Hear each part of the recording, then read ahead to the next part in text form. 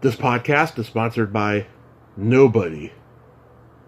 Hey everyone, this is Tiffany Helm, Violet from Friday the 13th, Part 5.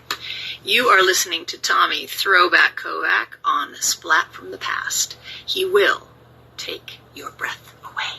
Hey dudes, welcome to Splat from the Past, the only 80s themed horror sci-fi show where things could get totally radical. Now, I am just so friggin' excited for today's show because I've been waiting 4 years for this. I will be talking to Marc Price. Yes, Skippy himself from Family Ties. He's coming on the show today. We're going to talk about Family Ties days. We'll talk about, his movie roles. Trick or Treat, which celebrates 35 years. One of the greatest horror movies ever made, hands down. He was also in the Zoo Gang alongside another guest of mine, Tiffany Helm. He was in the Disney movie The Rescue with Kevin Dillon. Killer Tomatoes Eat France. And he's been a stand-up comedian forever. His father was the great Borscht Belt comedian Al Burney. We're going to get into all of that stuff today. And it's going to be spectacular because he's so iconic as Skippy on Family Ties. It's going to be a great conversation. So, here is my interview with Marc Price. Let Halloween begin. Howdy. Hey, Marc, welcome to the show, sir. How are you today? Great. This is spectacular. Thank you so much for taking the time today. It's my pleasure.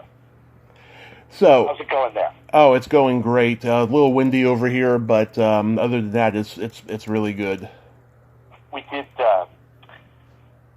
shows on Saturday here in Dallas with Valente Rodriguez. He played Ernie on the George Lopez sitcom. Uh-huh. On all the episodes and stuff. He's been in some other big stuff. He's in a new show right now with Jamie Foxx. Nice. How did the shows go? A lot of people show up? Yeah, we had Thursday was completely sold out, and then we had believe it or not, it was really full on Thursday because it was a charity show, and it's a local charity, and a lot of the local people came out and supported it and stuff. And then Saturday, with COVID and stuff, it's not all sold out anymore the way it was pre all that, but it was. We had great shows. We had a lot of fun. That's awesome. That's awesome. They had a great time. We're looking forward to doing more of it. It's not kind of a normal stand-up show. It's something a little different because it's a talk show live, and Valente was our celebrity guest. We also had the mayor, the local mayor, and he could sing. Man, the mayor's like a country music guy. Became the mayor. That's really awesome. So, going back in time, your dad, of course, was Al Burney, one of the great Borscht Belt comedians. Did he instill in you a love of comedy early on?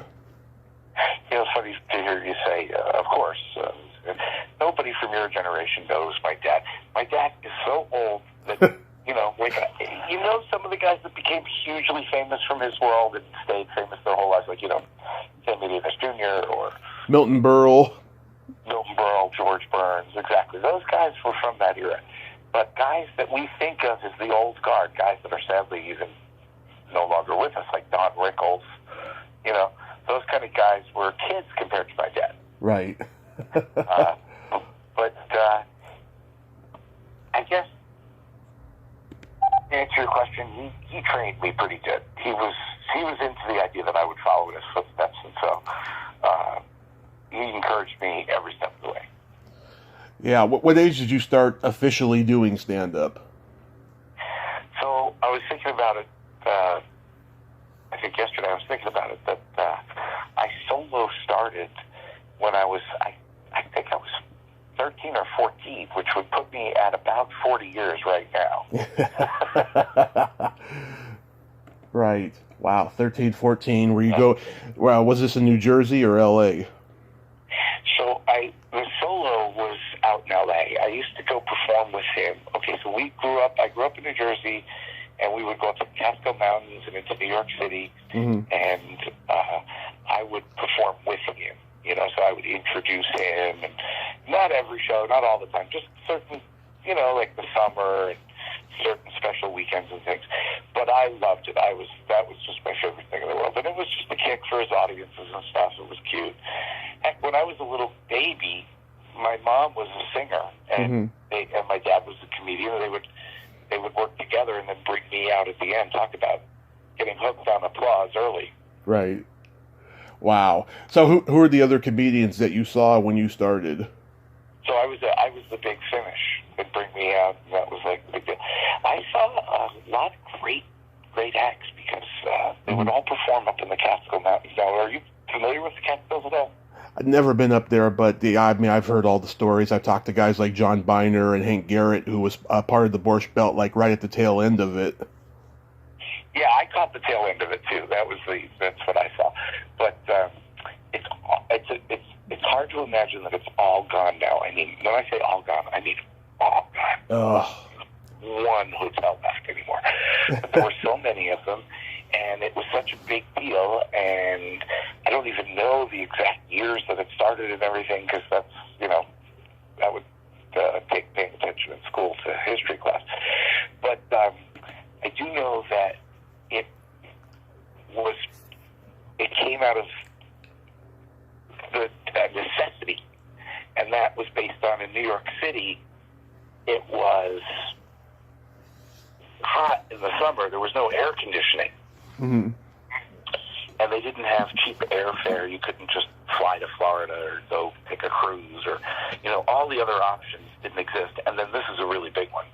It was predominantly a Jewish cultural thing, and Jews weren't assimilated into society like they became years later. And so if you were Jewish and you wanted to go to a resort or something, you didn't have a lot of choices.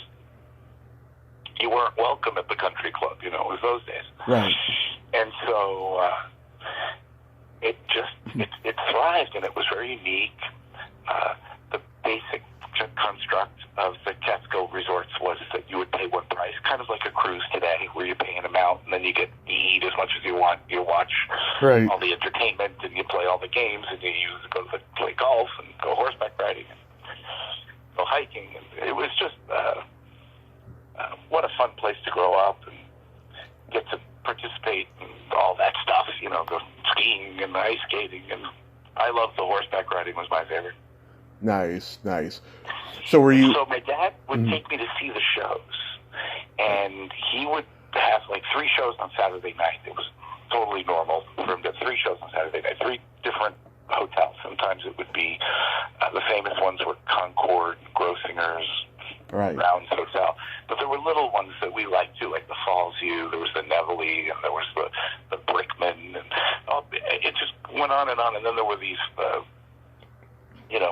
smaller bungalow colonies that didn't even have a hotel, but that they would have entertainment on Saturday night. The hotels would have entertainment every night of the week. It was insane. Yeah. But on the weekends, the big hotels brought in names. And so as I started hanging out there with my dad there, it was the 70s and stuff. And so in addition to like Joey Bishop and Milton Berle and George Burns and all those great guys, they were bringing in the young comedians. And at the time, the young comedians were not even Jay Leno yet. It was Robert Klein. I remember seeing Robert Klein. Mm-hmm.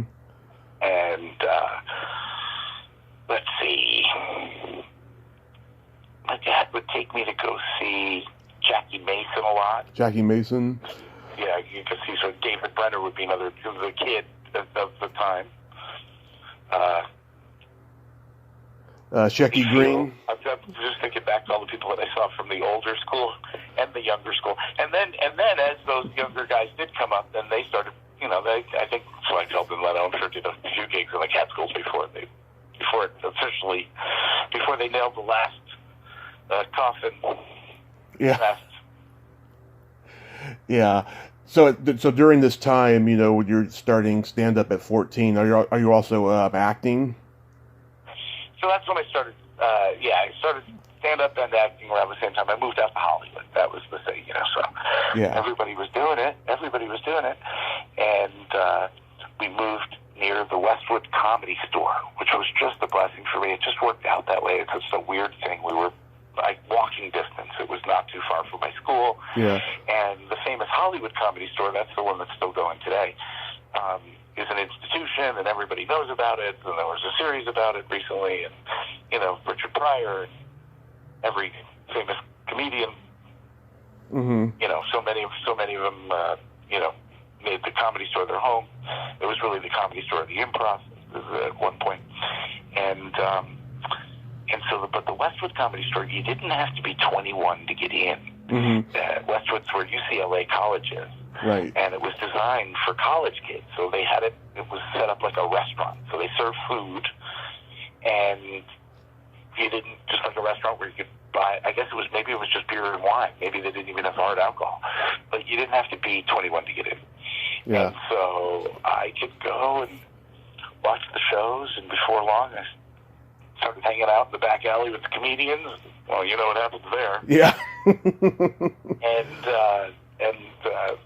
some of the comedians, I don't know what they were thinking, because I was 14 years old. I don't know what I would do if a 14-year-old came up to me after the show and wanted to talk shop and stuff. I don't know if I would, these days, you'd get arrested if you tried to give them a ride home or something, right? Yeah. But it was a different time, and I don't know, the comedians treated me really nice. They didn't treat me like a kid. They respected me, and I think the fact that I was tied into my dad and stuff, and I could use that to kind of get in their head a little bit, like they wanted to learn a little bit from me, because I had all this experience. They wanted to hear more about that era, and they wanted to hear about, Sam Kinison was always fascinated by my dad's comedy rules, because he was all about breaking all the rules, Yeah, of course. He'd want to hear what those rules were so he could break them. Yeah. and one of the number one rules, and this was what made it so funny for Sam, was that, or maybe even more funny for his friends, the friends of Sam, is that the number one rule was no yelling. No yelling. Oh, yeah, he contradicted himself there. Well, in fairness, not really. If you think about it, what my dad meant by the no yelling rule wasn't don't do a bit where you yell or don't ever yell. He meant just don't communicate to the audience. You don't have to actually, because it's a famous thing beginner comedians do. They get nervous and they start yelling their jokes. They start just talking too loud, like, who are you yelling at, Yeah. People are right there. And, but if you watch Sam, he's famous for that yell, but he's the king of quiet communication. He gets everybody. You could hear a pinfall when he's sucking everybody into his bits. Yeah, I mean, Kinison, he was the best. I mean, he was his own worst enemy, but he was the absolute best. I mean, when he first came out, he was just, he was out of left field. Nobody had ever seen a comic like him before. So I got to watch the whole rise of that. And again, it's very weird. Like, how is that possible for a 14-year-old kid? But the Westwood Comedy Store is where they would put Sam on last. And they would use him to clear the room, literally.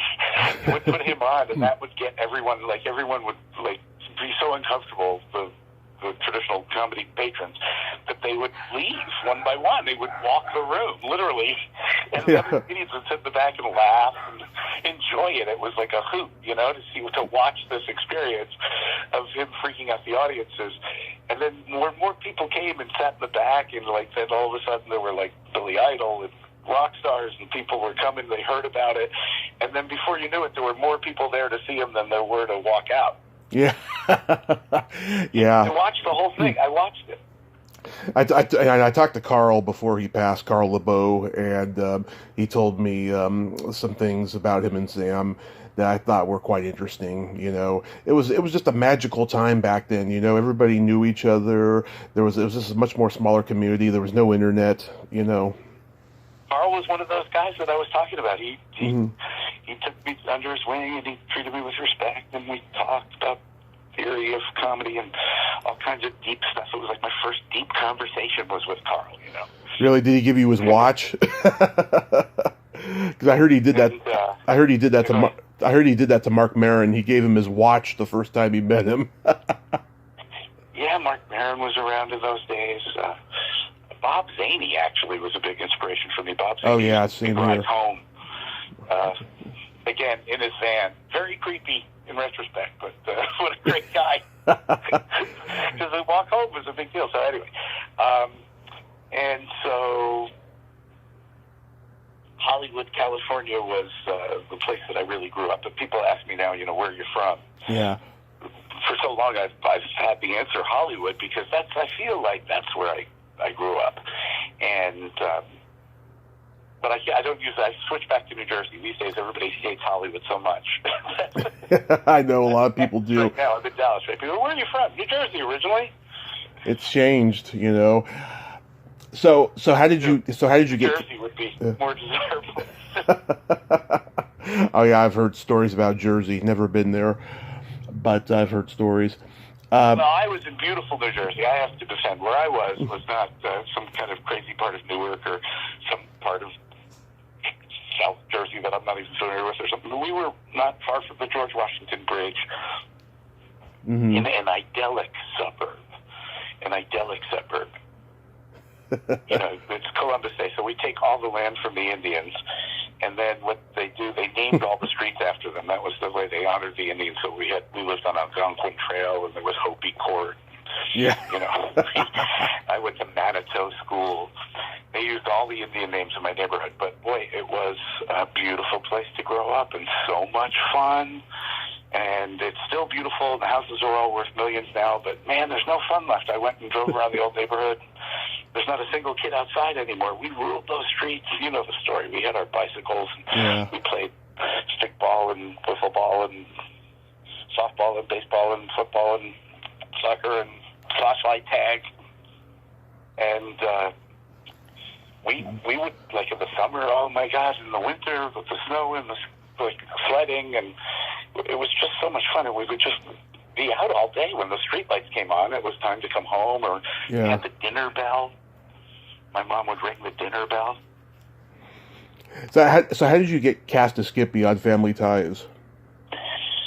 So my dad was this wonderful comedian, and he did have a lot of connections. He wasn't powerful in Hollywood, but when we moved out to Hollywood, he had been on Ed Sullivan, and he had his own show in the early days of television, and he was big on the radio in 1940 with Fred Allen. So he had this great history. But by the time we moved to Hollywood, he was considered the older guard guy, and it was all happening. That was it. As we moved, the transition was happening. Older people on TV. My show, the show I was on, Family Ties, was in fact one of the first shows to star the kids.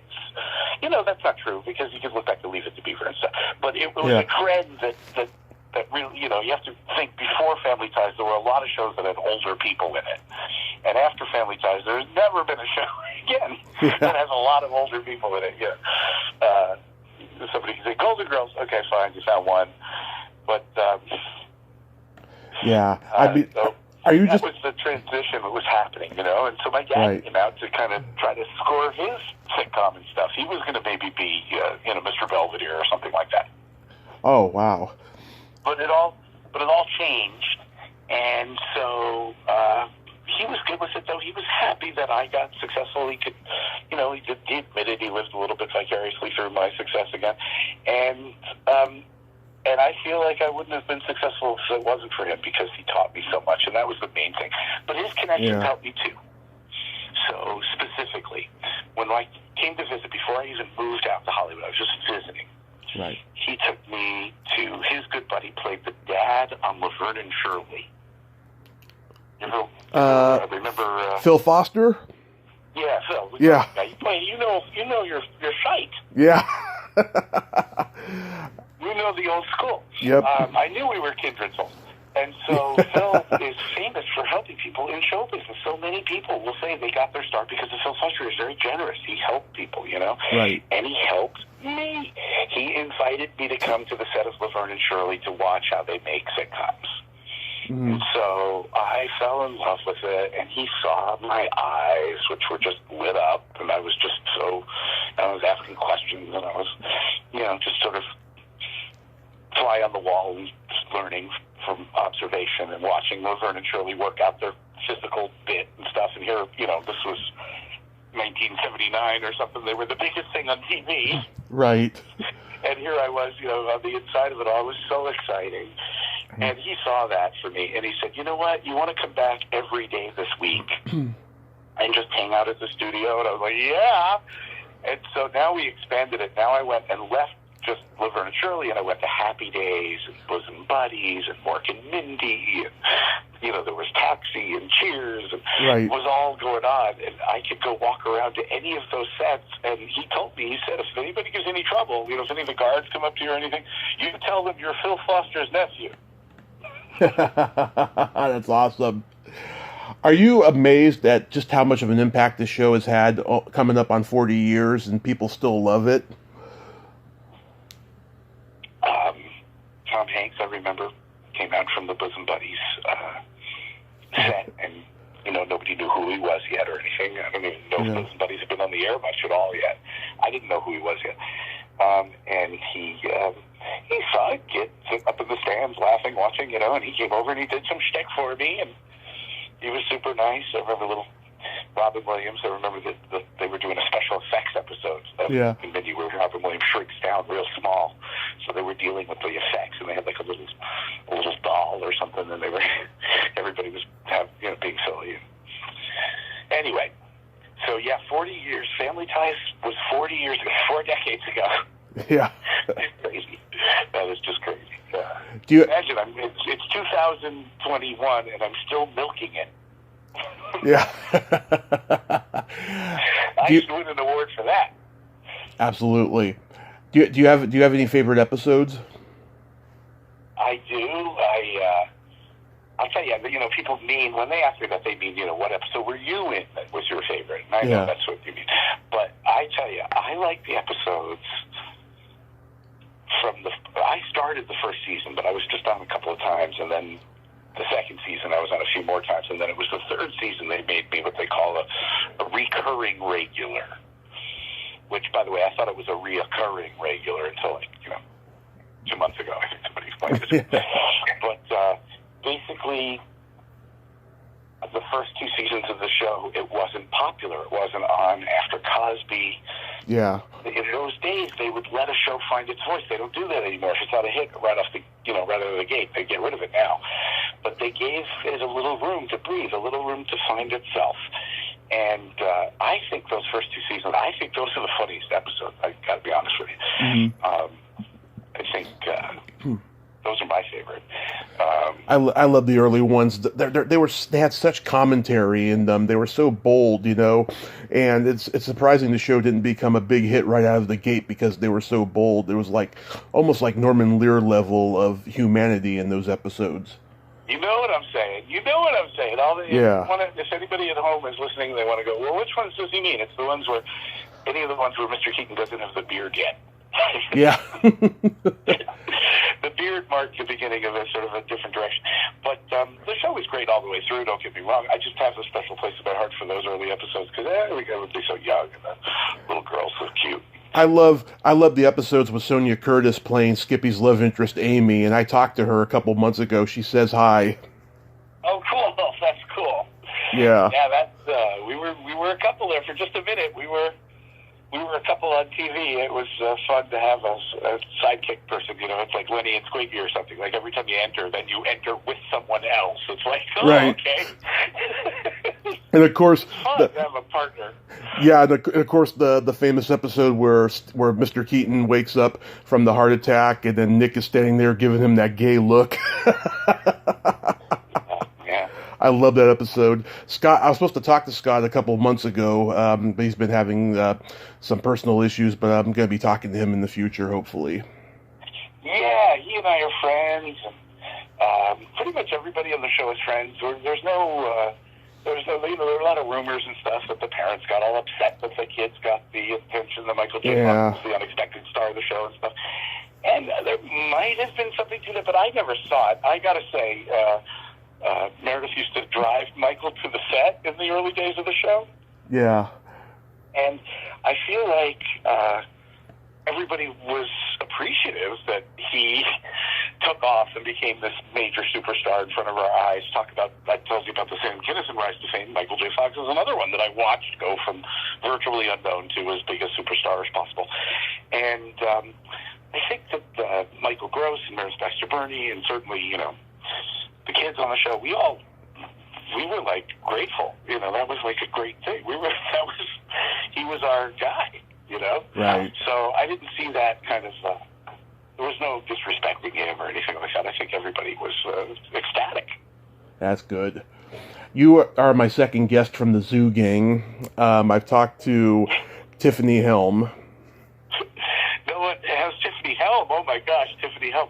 No one has ever seen the Zoo Gang. I've never met anyone that's actually seen the movie. I've seen it more times than probably anybody then. It was also, I think it got re-released at one point with a different title, you know, Winners Take All, I seem to remember, or something like that.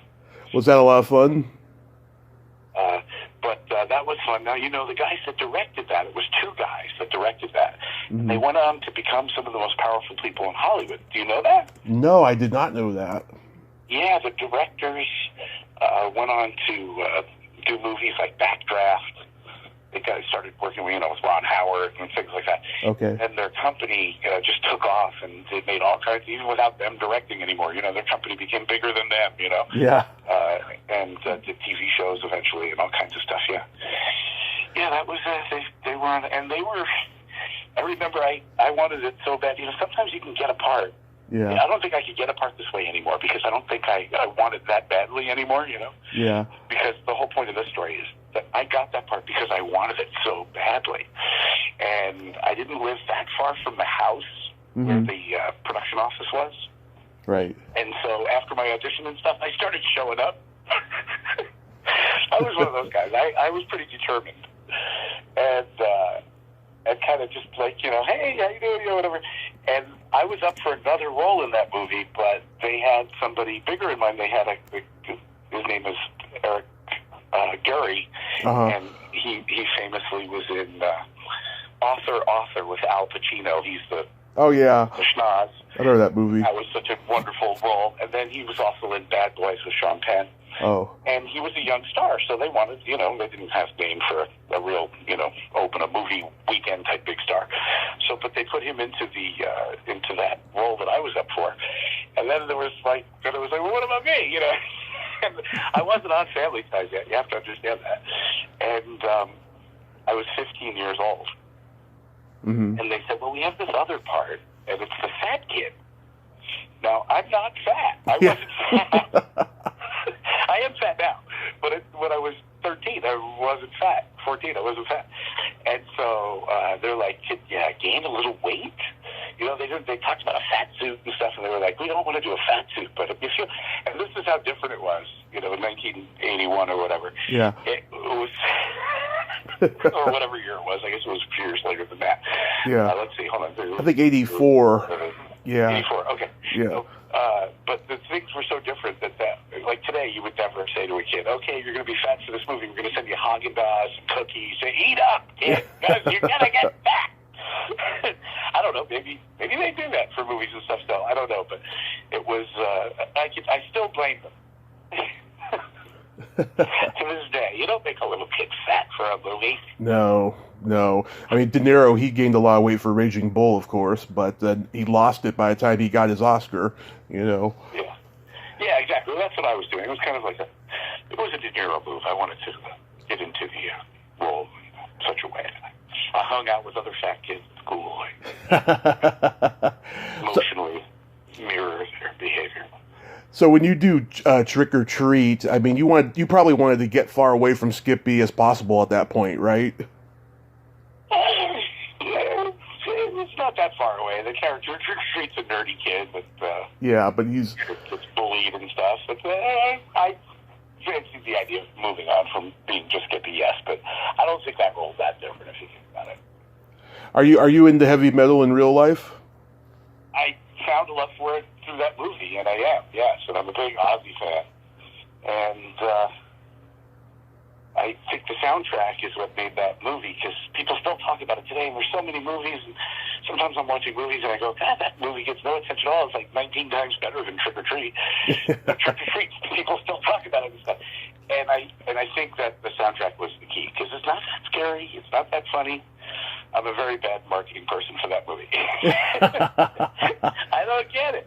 But the music, I do get the music. It is good music. And it's also, there's something you can relate to. I think, and this might be a good closing area here for us, is that my characters have left people the ability to relate. Like the lead characters in the show, he's Michael J. Fox on Family Ties, or any hero in any movie that Tom Cruise is in, or whatever. The everyman, most people can't really relate to that. That's not our experience, Yeah. But the nerdy guy who doesn't get the girl, who's, gets bullied, who, doesn't want to upset the other guy or whatever, like that kind of thing people can relate to. So I had a lot of people that said, oh man, that was me in high school, Right. And what was it like sharing a scene with Gene Simmons? I loved it. I was young. At that point, I think I was 17. And I made the mistake of asking him to do the tongue thing. And I quote, he said, I only do it for the girl. Yeah, I believe it. So do you have any upcoming... Oh, go ahead. It was a blast. He was a little bit just kind of there. It was just kind of another gig for him. I think he was a little mad at whoever set it up or whatever. Yeah. And he wasn't necessarily as into it as Ozzy was. Ozzy loved it. It was like Ozzy, one of Ozzy's only roles in a movie ever. And Ozzy had a hoot with the whole thing. Nice. But Gene did a great job. I don't know why he doesn't act in more movies and stuff. Actually, the few movies we've seen him in, he does a really good job. Absolutely, I agree. Do you have any upcoming shows you want to plug? So I'm in Arkansas this Wednesday. Where in Arkansas am I, by the way? I'm in Texarkana. Where do you remember Texarkana from? I remember from the first Smokey and the Bandit movie. Yeah, that came to mind too. But then I was actually going to be playing there. And then in November, I'm in Erie, Pennsylvania. I'm in near Harrisburg, Pennsylvania. I'm near Akron, Ohio, and somewhere else that I'm blanking on right now. And then, anyway, it keeps going in Florida in January. And I've got places. So it's all at markskippyprice.com. There's a calendar. There's clips of sold-out shows. There's reviews. There's pictures. There's all kinds of stuff. So if people want to check out what I'm doing today, it's Mark, M-A-R-C, Skippy, Price.com. MarkSkippyPrice.com. I'm going to check it out. I didn't know you had a website. That's awesome. Well, Mark, I want to thank you so much for coming on today. I wanted to also let you know, I'm a big fan of Killer Tomatoes Eat France. Another one no one has ever said. Maybe two people have seen that. You might be, that between you really are something. I got to tell you, that's you watched that movie in preparation for this interview, or you actually saw that movie somewhere along the line? I've seen all four of them, and I talked to Costa Dillon a couple years ago. That guy is pretty interesting, I have to say. No doubt. He's one of the founding partners, if I'm not mistaken. Yeah, they're trying to get another one made, he told me, and I don't know if it'll get made because, it's so old hat, it's so out there. I don't think anyone's going to want to make another Killer Tomatoes movie, but I hope they do get it done. I hope so. I thought they sold all the rights to it and stuff, so maybe they kept some ability to do a new one or something. Maybe they sold all the rights to the existing ones. People are very slick that way. I actually know the guy that wrote Child's Play. Oh, yeah. Child's Play with Chucky. Right. And he sold Child's Play with the ability for them to use another doll, and he kept Chucky. Mm-hmm. That's like the most brilliant business move of all time. That is. He made millions for selling the Child's Play name and letting them do a horror movie with a doll with stitches or something, but a different doll. And he kept Chucky, so he could make a new Chucky movie if he wanted. Oh, that is so awesome. You have to keep his own creation. Yeah, and sell off part of it. That's what I want to do. If I ever invent anything, I'm going to make sure there's two parts of it. One I can sell off, another one I can keep. Well, Mark, thank you again for coming on today. I'll tell Terry you said hi. Oh, please indeed. And we have so many mutual friends in common. I want to hang out. I want to hang out with you and just chat without the microphones on, off the record. All right. we will eventually, if I ever make it to Texas, I'll let you know, or if you ever... I'm just on the road here. I live in L.A. Oh. Excuse me, I mean New Jersey. And, but yeah, where are you based? I live in Redding, California, but I'm originally from San Francisco. Yeah, so I go up north all the time. So yeah, Redding. All right, I'm going to give you a call when I'm heading up northern way. So pretty up there is my favorite thing to do. All right, I'll drop you my cell phone in Messenger. Love your guts. Thank you so much, Mark. Have a great day. Stay safe and have fun on the gigs. Thank you. All right, bye-bye. Well, there you have it. Marc Price. Ain't he a cool dude? Oh, what a great, authentic guy. We got to do the stand-up talk a little bit about the movies. Not all of them, but the ones that were the most important to me. Great guy. Well, until next time, this is Tommy Throwback Kovac saying, there's no shame in living in the past, because the present sucks. Later, dudes.